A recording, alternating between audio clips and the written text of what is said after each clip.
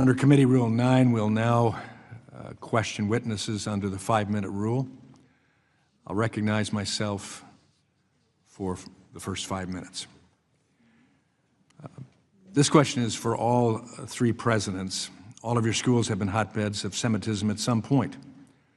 Please tell me how many students at your schools have been suspended and how many have been expelled for anti-Semitic conduct since October 7th, 2023. President Raymond?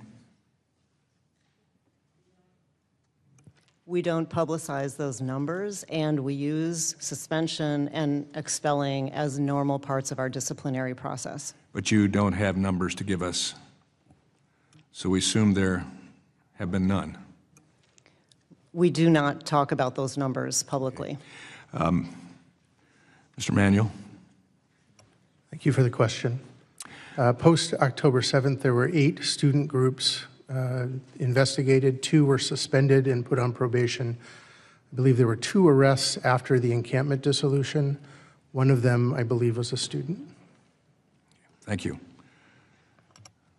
President Armstrong? As a result of events in 2024, we've had a total of 6 students disciplined, with the discipline ranging from 2-quarter suspension to deferred suspension to probation. Thank you. President Manuel, you say you're committed to addressing anti-Semitism on campus. The group Students for Justice in Palestine, or SJP, is at the very center of your anti-Semitism problem.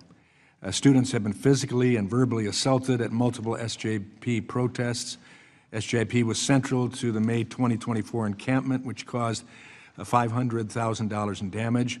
SJP has also circulated deeply anti-Semitic posts on Instagram, including a recent post accusing Israel of being just like the Nazis. President Manuel, considering SJP's history of harassment and violence against Jewish students and its repeated refusal to abide by university policies, will you commit to finally permanently banning SJP from campus? Thank you for the question. SJP has been suspended. They are on probation, and this post that I think you're referring to happened on Thursday. They were immediately suspended in all their operations from campus pending a new hearing.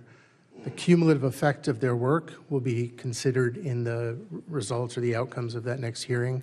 I'd be happy to report back to you on their findings. I'd be glad to receive that. The cumulative effect seems like it's gone on, and I believe it'd be a point in time for banning.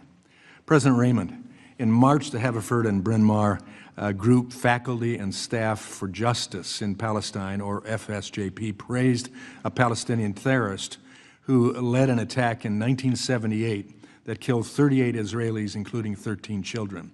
FSJP claimed that the terrorist, and I quote, scarified herself for her country and fought for the freedom of many Palestinians.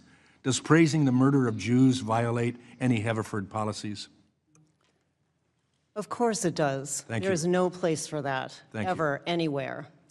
Another FSJP post applauded a member of the Popular Front for Liberation of Palestine, a U.S.-designated terrorist group, because she trained for military operations. Did Haverford professors in this group face any consequences whatsoever? I am not aware of that particular post, and anti-Semitism in any of its forms is not tolerated at Haverford College. Well, with these faculty, it seems to have been. I'm going to ask you a few questions about statements we've heard on Haverford's campus since the October 7th terrorist attack against Israel. And again, I will not display all that's in this book, but this reminds us that the attack was not from Israel. The attack was from Hamas.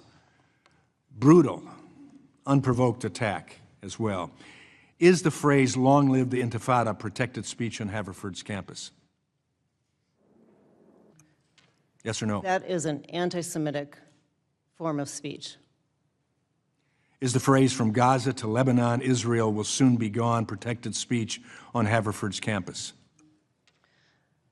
That is repugnant speech. I disavow it. It is anti-Semitic. And happening. Is the phrase, "Resistance is not terrorism," protected speech on Haverford's campus?